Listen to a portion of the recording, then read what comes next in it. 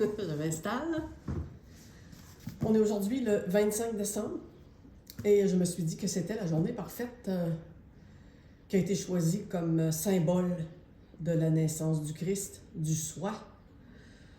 Et je me suis dit que c'était une journée symbolique parfaite pour ouvrir un texte au hasard et voir ce que ce soi intérieur a à nous révéler aujourd'hui. Alors allons-y.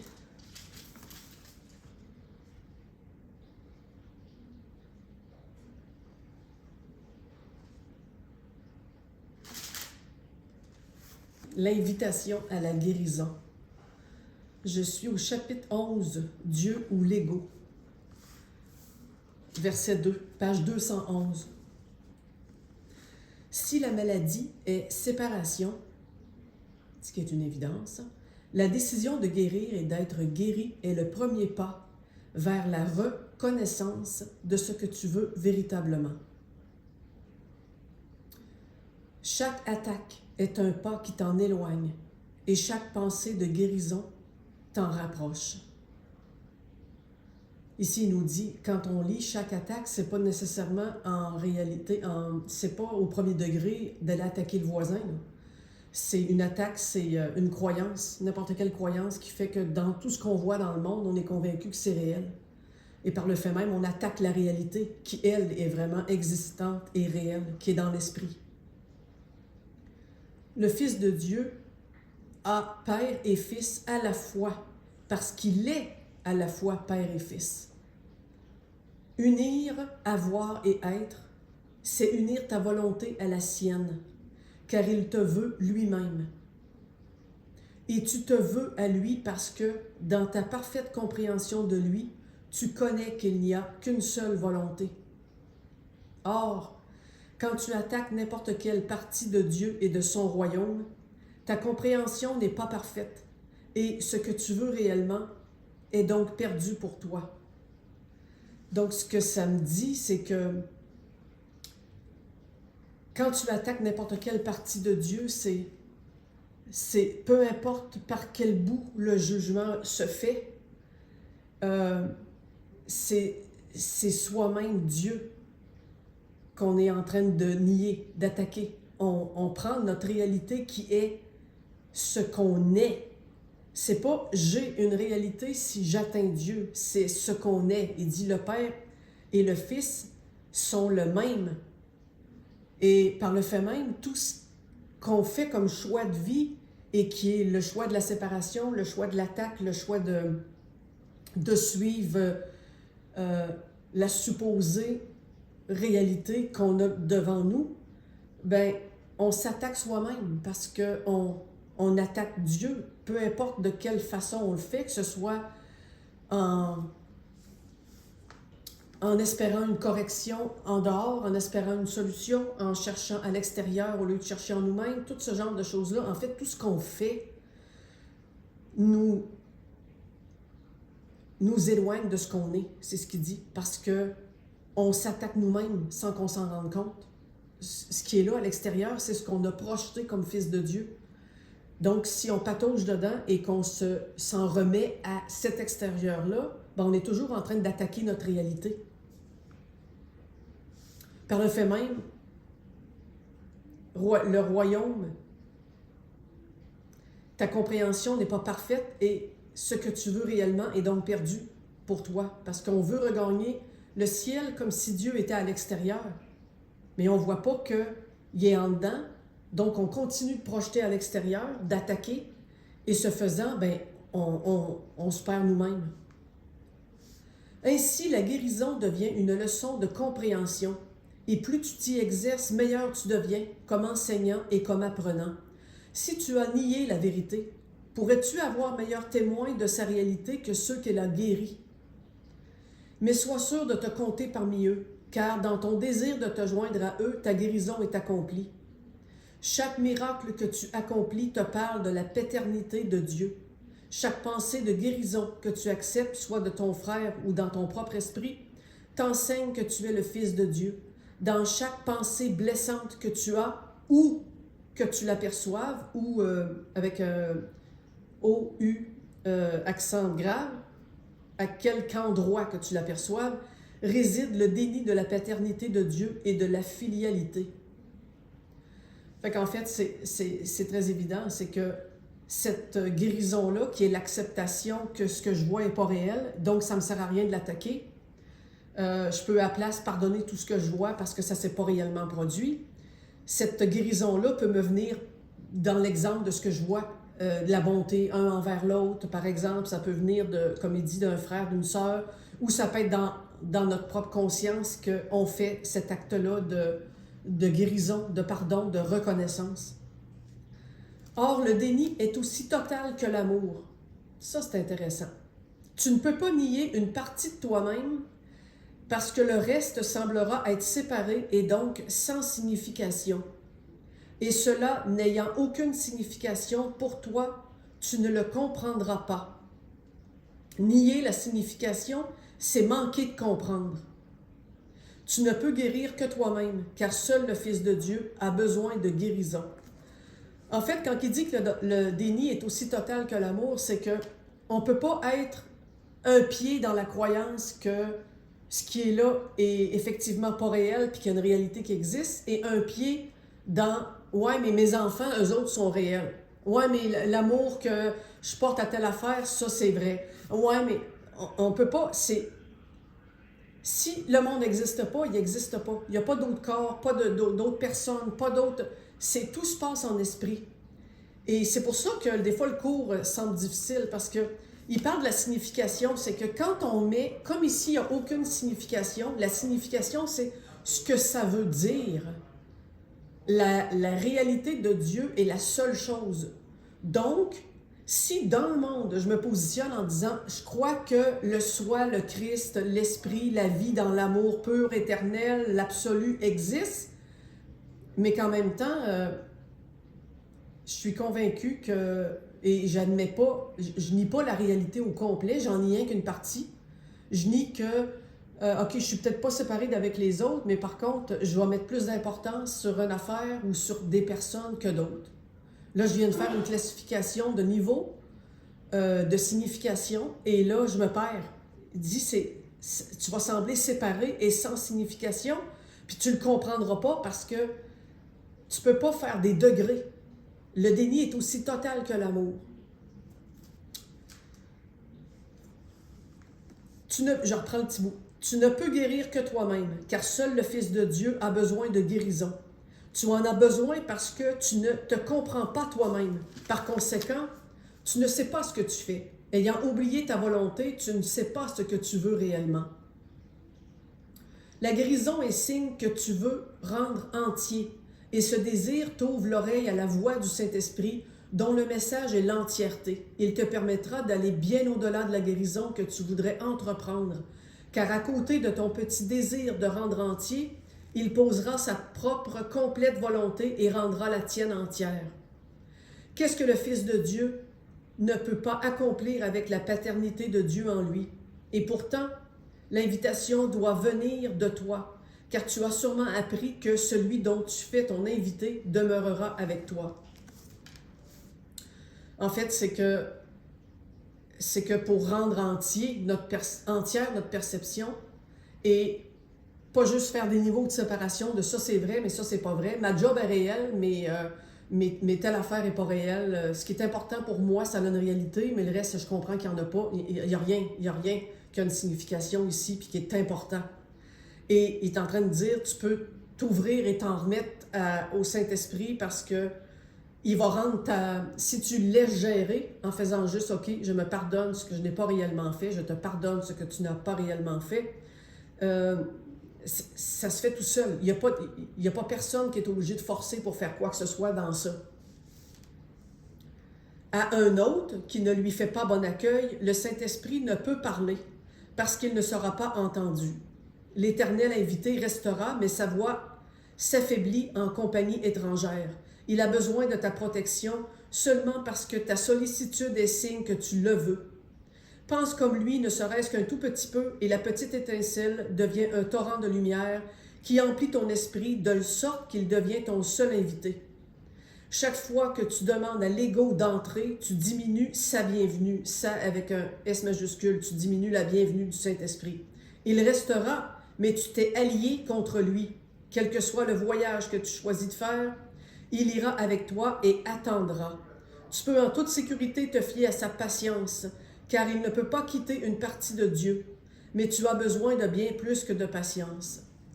Ça, c'est un beau passage parce que c'est en train de nous dire que même si tu choisis de ne pas t'occuper de tout ça, de ne pas t'occuper du cours en miracle, de ne pas t'occuper de l'éveil ou pas l'éveil, de ne pas t'occuper de faire une action en ce sens, de faire ton petit train-train quotidien d'envie parce que tout ça ne t'intéresse pas, ben, t'es Dieu quand même. Le Saint-Esprit ne peut pas s'en aller. Dieu ne peut pas décider qu'il n'existe plus en tant que ce qu'on est parce qu'on ne s'en occupe pas. Cette filialité-là est là quand même. Même à travers le rêve que le Fils est en train de faire, Dieu ne peut pas faire autrement qu'être là, parce que c'est en Dieu qu'il est en train de rêver. Fait que ça transperce toutes les phases. Même si Dieu ne peut pas nous aider personnellement, c'est impossible, parce qu'il irait valider le rêve. S'il sortirait le Fils de son rêve, il validerait le rêve. Donc, ça ne marche pas, parce que le rêve n'existe pas. Mais c'est le Saint-Esprit, c'est sa voix, c'est le lien. Comme on a un lien entre esprits, on a un lien qui fait « Hey, réveille, tu es en train de rêver. » Et ça, c'est en train de nous dire que tu suives l'ego ou pas, ben c'est toujours là quand même. Fait que tu peux toujours te revirer et te dire « Ok, c'est là, je fais confiance. Il se passe quelque chose, j'ai de la misère à le gérer parce que je suis enragé, l'ego prend le dessus, je ne sais pas comment gérer ça. » Ben je peux juste m'asseoir tranquille puis faire « Ok, le Christ, le soi, le Saint-Esprit, mettre les mots qu'on veut. » Là, c'est le Saint-Esprit, mais dire, OK, ce lien-là existe. Est-ce que je peux faire confiance en ce que je suis? J majuscule, S majuscule, oui. Je me pardonne ce que je n'ai pas réellement fait. Tant que tu ne connaîtras pas ta fonction et tant que tu ne la rempliras pas, tu ne pourras jamais trouver de repos, car en cela seulement ta volonté et celle de ton Père peuvent se joindre entièrement. La fonction, ce n'est pas d'être policier, serveuse, coupeuse de cheveux ou n'importe quoi, là. C'est la fonction qu'on a ici sur Terre, c'est de pardonner ce qu'on n'a pas réellement fait. La seule fonction que le Fils a, c'est de se rendre compte qu'il rêve pour abolir le rêve. Et tant qu'on ne fera pas cette fonction-là, tant que tout le monde ne fera pas le petit bout d'être rendu au retournement de conscience, puis faire « Ok, là, c'est pas ce que je pense, le monde, là. Je suis pas ce que je pensais, c'est pas ce que je pensais. » Ben, il y a pas de repos. L'avoir, lui, avoir le Père, avoir le Saint-Esprit, avoir le Christ, c'est être comme lui. Et il s'est donné lui-même à toi. Toi qui as Dieu, tu dois être comme Dieu, car sa fonction est devenue la tienne avec son don. Invite cette connaissance à revenir dans ton esprit et ne laisse rien entrer qui l'obscurcisse. L'invité que Dieu t'a envoyé, le Saint-Esprit, t'enseignera comment le faire pour peu que tu reconnaisses la petite étincelle et sois désireux de la faire grandir. Ton désir n'a pas besoin d'être parfait parce que le sien l'est. Offre-lui ne serait-ce qu'une petite place et il l'éclairera si bien que tu la laisseras s'augmenter avec joie. Et par cette augmentation, tu commenceras à te souvenir de la création. Il n'y a quasiment rien à dire là-dedans. C'est vraiment un acte de foi. C'est un rappel que, comme ça ne peut pas partir et comme c'est le début de la guérison, ben tu ne peux pas le faire tout seul. L'ego ne peut pas se guérir. Hein. Ça, on n'a pas besoin du cours en miracle pour comprendre qu'à la base, ça se dit dans tous les partages qu'on voit, qui se passent. Je l'ai dit à ma façon, les autres l'ont dit à leur façon. L'ego ne peut pas faire quelque chose pour s'éveiller parce que l'éveil, c'est la disparition de l'ego. C'est la révélation que ce qu'on pensait égaux comme étant quelque chose de vivant à laquelle on s'identifiait, ça ne marche pas, ça n'a jamais existé. Fait qu'il ne peut rien faire. Et dans le cours en miracle, et dans ce passage-là, c'est ce qu'on reçoit aussi, c'est clair que c'est en train de nous dire, tu as cette petite étincelle-là de vérité qui sait ce que tu es vraiment et qui a le Saint-Esprit sur lequel s'appuyer. Ça va toujours être là. Et si tu t'abandonnes à ça, offre-lui ne serait-ce qu'une petite place. Il l'éclairera si bien que tu la laisseras s'augmenter avec joie. C'est un acte de foi envers soi-même de dire, OK, je me rappelle à un moment donné, on faisait un truc avec le cours en miracle. Mon Dieu, ça fait longtemps, j'étais avec Laurent Lévy à l'époque, on faisait des trucs ensemble sur le cours et à un moment donné, on s'était dit, on avait une révélation qui était le Saint-Esprit n'existe pas. Et on avait dit, OK, on ne va pas aller dire ça au monde encore parce que ça va être un horreur. Les gens ne nous suivront pas, comprendront pas. Mais c'était la révélation que c'est ce qu'on est. Le Christ, le soi, c'est pas quelque chose qui est autre puis qui nous advient. Mais le cours, il le présente comme ça. Parfois oui, parfois non. Là-dedans, il le présente comme ça parce que c'est un aide à l'abandon dans les premiers temps. Et je trouve qu'on est le 25 décembre, je trouve que c'est un beau message, pas pour rien que ça a choisi ça, parce que c'est quelle belle journée aujourd'hui pour la naissance du Christ. C'est la naissance de la petite étincelle qui fait, OK, j'admets qu'il y a quelque chose là et j'admets que je peux avoir besoin de m'appuyer sur le fait que c'est autre. Si c'est pas encore capable de croire et de s'appuyer sur le fait que c'est ce que je suis, soit parce que le retournement de conscience n'a pas eu lieu, soit parce qu'il y a eu juste des aperçus puis ça s'est perdu, soit parce que je vis dans des allers-retours. C'est parfaitement bénéfique de s'appuyer sur n'importe quel symbole ici, et en l'occurrence celui que le Christ appelle le Saint-Esprit dans le livre, ben c'est la petite étincelle, c'est la certitude que ce qu'on est ne peut pas se perdre. Le je suis, c'est Dieu en tant que Christ, en tant que Fils, qui est en train de rêver. Et ça ne peut pas se perdre. Je peux le faire autre pour m'aider à prendre foi et confiance que c'est là et cheminer avec ça. Et à un moment donné, ça va tomber tout seul. Ça va tomber parce que la certitude d'être Christ et donc Dieu va se révéler d'elle-même. Voudrais-tu être l'otage de l'ego ou l'hôte de Dieu? L'hôte de Dieu ou l'otage de l'ego? Tu accepteras seulement celui que tu invites. Tu es libre de déterminer qui sera ton invité et combien de temps il restera avec toi. C'est cool parce qu'il est en train de nous dire que le retournement de conscience, on le fait ou on le fait pas. On est libre de déterminer qui sera l'invité et combien de temps il restera avec toi. C'est toujours aussi le choix là-dedans de, face à tout ce qui se passe, je nous pardonne ce que nous n'avons pas réellement fait. Ça, c'est le choix d'être l'hôte de Dieu. Or, ce n'est pas la véritable liberté, car cela dépend encore de ta façon de voir. Le Saint-Esprit est là, bien qu'il ne puisse t'aider sans ton invitation. Et l'ego n'est rien, que tu l'invites ou non à entrer. La véritable liberté dépend de l'accueil que tu fais à la réalité. Or, de tes invités, seul le Saint-Esprit est réel.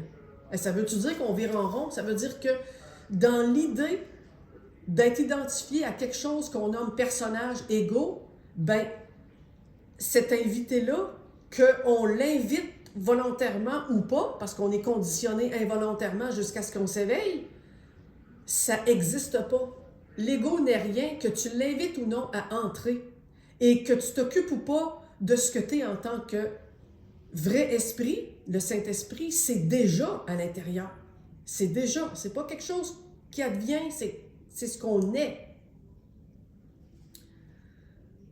La véritable liberté dépend de l'accueil que tu fais à la réalité. Or, de tes invités, seul le Saint-Esprit est réel. Connais donc qui demeure avec toi en reconnaissant simplement ce qui est déjà là et ne te satisfais pas de consolation imaginaire, car le consolateur de Dieu est en toi. Fin de ce grand chapitre 2, chapitre 11, je vais dire verset 2, je ne sais pas si ça s'appelle un verset, mais c'est pas grave, page 211 à 213, l'invitation à la guérison.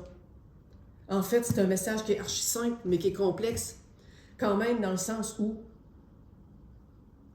c'est comme si le 25 décembre, la journée symbolique de l'arrivée du Christ, de la naissance, il fait renaître l'idée en nous de « c'est déjà là, qu'est-ce que tu cherches de plus? Il n'y a rien à faire, c'est hyper facile. C'est juste la foi et admettre que c'est déjà là, t'en remettre à ça et agir et être avec et faire avec par le fait même. Je nous pardonne ce que nous n'avons pas réellement fait. Voilà. Passez des belles fêtes et à une prochaine.